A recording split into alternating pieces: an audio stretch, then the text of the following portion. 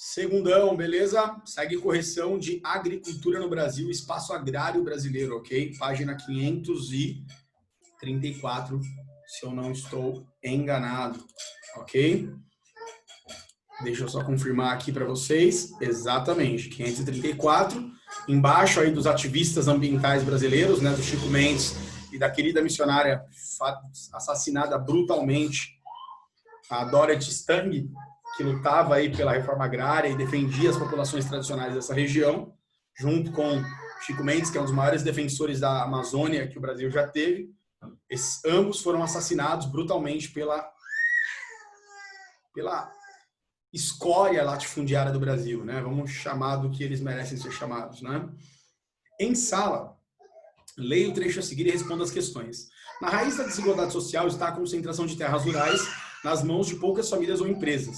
Cerca de 3% do total de propriedades rurais do país são latifúndios, ou seja, tem mais de 1.000 hectares e ocupam 56,7% das terras agricultáveis. De acordo com o Atlas Fundiário do Instituto Nacional de Colonização e Reforma Agrária, INCRA, em outras palavras, a área ocupada pelos estados de São Paulo e Paraná, juntos, está nas mãos dos 300 maiores proprietários rurais, enquanto 4,8 milhões de famílias estão à espera de um chão para plantar. Isso mostra a realidade dura e desigual, né, injusta do Brasil. Nós precisamos de uma reforma agrária para fazer cumprir o artigo 5º da Constituição Federal. Tá? Com base no que foi estudado, relacione a situação apresentada no texto ao passado colonial do Brasil. O Brasil foi colonizado por Portugal, foram divididos 15 lotes de terra chamados capitanias hereditárias e depois as sesmarias. E grandes territórios do tamanho de países europeus foram doados, cedidos a poucas pessoas. E é desse histórico de capitanias hereditárias e sesmarias que nós temos essa terrível concentração de terras no Brasil, onde poucas pessoas são donas de quase todas as terras em um enorme complexo de injustiças chamado espaço rural brasileiro. Reflita, de que maneira a concentração de terras se relaciona à desigualdade social? Gente, a reforma agrária foi feita em todos os países desenvolvidos do mundo. Todos os países ricos, desenvolvidos, têm um meio rural mais equilibrado, mais justo, onde pequenos e médios produtores recebem ajuda do governo e têm uma qualidade de vida, uma produtividade muito maior. No Brasil é o contrário. Nós temos grandes produtores dominando terras enormes que produzem com a ajuda do governo para exportar. Esse alimento e esses empregos não ficam no Brasil. E 4,2, 4,4 milhões de agricultores esperam por terra para produzir. Se você faz reforma agrária, você diminui a miséria, diminui a fome, gera emprego, gera impostos e faz com que os alimentos tenham mais qualidade e sejam acessíveis a um preço menor dentro do Brasil. Então a reforma agrária ela é urgente no nosso país e infelizmente nós não temos nenhuma possibilidade disso acontecer nos atuais governos que nós temos, tá? Explique o que foram as ligas camponesas e os fatores que motivaram o surgimento delas e a sua importância na política agrária do Brasil. As ligas camponesas, como nós falamos na aula passada, foram movimentos dos camponeses dos anos 40 e 50 a favor da reforma agrária e de um maior apoio do governo aos produtores rurais, pequenos produtores rurais do Brasil. Né? Durante o governo de Juscelino Kubitschek e até o início da ditadura militar, esses movimentos foram intensos e depois, com a ditadura militar, eles acabaram sendo sufocados pela repressão durante a ditadura militar. Esses movimentos são a luta por reforma agrária, a luta por melhores condições de trabalho, a luta por maiores salários para aqueles que são empregados no campo, que não existiam até então, porque os direitos trabalhistas criados pelo Getúlio Vargas não se estenderam à zona rural, apenas às áreas urbanas. De forma geral, durante todo esse processo, os trabalhadores rurais viveram sobre um regime de servidão ou até mesmo escravidão. E até hoje, em várias regiões do Brasil, isso ainda, infelizmente, existe. Tá? O que foi a Aliança para o Progresso e como ela refletiu na questão agrária do Brasil? A Aliança para o Progresso, galera, foram movimentos anti-reforma agrária que surgiram no Brasil com a ideia de abastecer as populações pobres com alimentos industrializados. De forma geral, foi um cala-boca nos movimentos camponeses, nas ligas camponesas, de forma a reprimir esses movimentos particulares, criando um estado de assistencialismo, que é o que o Brasil sempre teve, né? Compra de voto, Aliança pelo Progresso, Bolsa Família, que você não dá o direito da população de fato trabalhar e se emancipar e fica dando uma esmola ali para segurar o voto dessa população miseravelmente excluída do país. 4. Comente resumidamente como a questão agrária foi conduzida no período militar e após a redemocratização do país. Galera, repressão, né, policial, prisão e até mesmo morte de movimentos camponeses do Brasil, mas, curiosamente, a ditadura militar criou em 61 o Estatuto da Terra, que é uma lei que vigora até hoje, que determina o que é um módulo rural no Brasil. Ou seja, um módulo rural seria a área mínima que uma família precisa para produzir no campo, que vai de 20 a 50 hectares. Então, a ditadura militar não fez uma reforma agrária, mas ela construiu um aparato jurídico para que essa reforma agrária fosse construída. Infelizmente, de lá para cá, pouquíssimo foi feito para que, de fato, a reforma agrária saia do papel no Brasil. Leia o artigo 184 da Constituição de 88. Artigo 184. Compete à União desapropriar por interesse social para fins de reforma agrária o imóvel rural que não esteja cumprindo função social mediante prévia e justa indenização em títulos da dívida agrária com cláusula de preservação do valor real resgatáveis no prazo de até 20 anos, a partir do segundo ano de sua emissão e cuja utilização será definida por lei.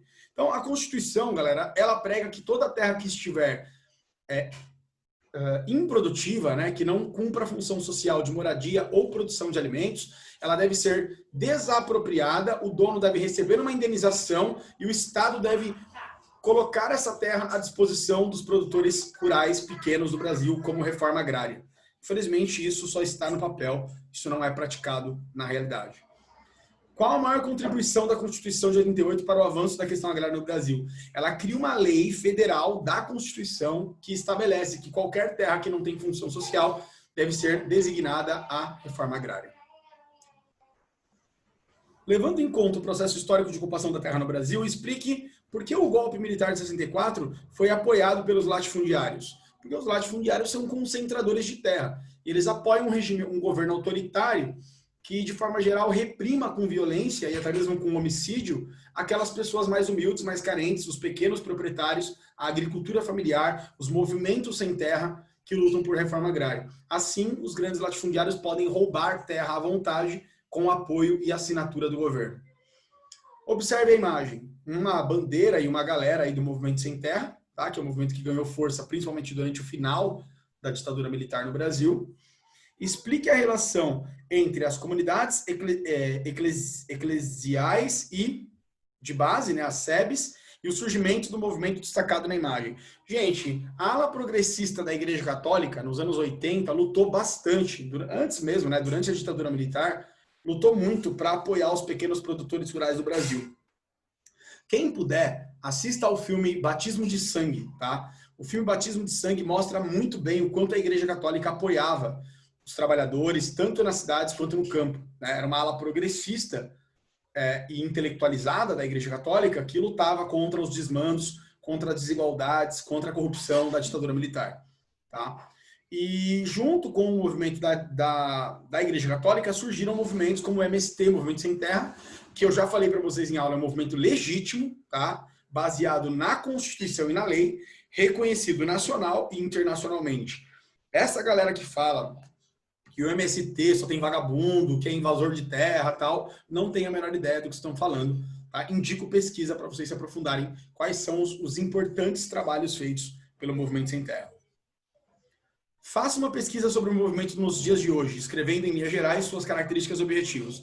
Gente, valendo nota, por favor, me apresentem essa questão, a B, em aula, tá? Valendo nota de recuperação contínua para vocês. 4. Observe os gráficos e faça uma análise sobre a questão fundiária no Brasil.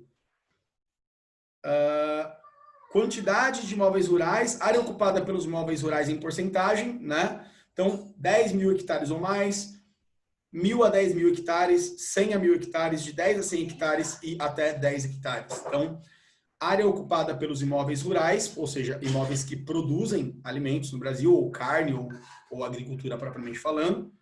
E aqui embaixo, quantidade de imóveis rurais em porcentagem, tá? Então, vejam que até 10 hectares são imóveis produtores, até 100 hectares também. Depois disso, você percebe que não são imóveis rurais, tá? Ou seja, a quantidade diminui bastante quando se tornam grandes latifúndios, tá? E aí a pergunta é... Observe os gráficos e faça uma análise, né? Então, a análise desses dois gráficos remonta que quem precisa de terras para produzir, que quer realmente produzir alimentos no Brasil, não tem terra.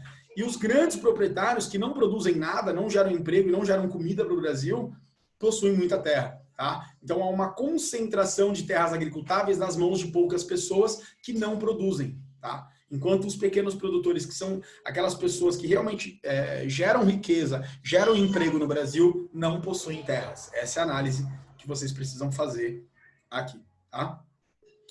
No Brasil, a discussão da reforma agrária é marcada por argumentos antagônicos, de um lado, aos que apresentam argumentos favoráveis a ela e outros que trazem argumentos contrários. Faça uma pesquisa e aponte ao menos 3 argumentos positivos e 3 negativos sobre a reforma agrária. Depois elabore um texto dissertativo defendendo sua opinião a respeito desse assunto. Gente, também quero que vocês apresentem a questão 5 em aula, tá bom? Então, façam isso, por favor. E a última... Com base no que foi estudado a respeito da evolução da questão agrária no Brasil, elabore uma linha do tempo, destacando aqueles que você considera os principais acontecimentos relacionados ao assunto. Então, gente, desde a formação das capitanias hereditárias, dos sistemas de sesmarias, façam em forma de mapa mental, né? Depois a lei de terras lá em 1850, aí nós temos... as ligas camponesas nos anos 40 e 50, aí a ditadura militar e a Constituição de 88, que traz, então, um artigo inteiro sobre reforma agrária no Brasil. Os grandes movimentos, as pessoas que foram mortas lutando para defender a pequena propriedade, a média propriedade, né, o Chico Mendes, a Dorothy, né? Então, citem essas pessoas, façam um resumo desse capítulo da apostila em forma de mapa mental. Essa é a atividade ideal aqui, que eu gostaria que vocês comentassem em aula também. Gente, paro por aqui. Espero que vocês tenham compreendido a correção. Qualquer dúvida, falem comigo na sala. Até mais. Um abraço. Valeu!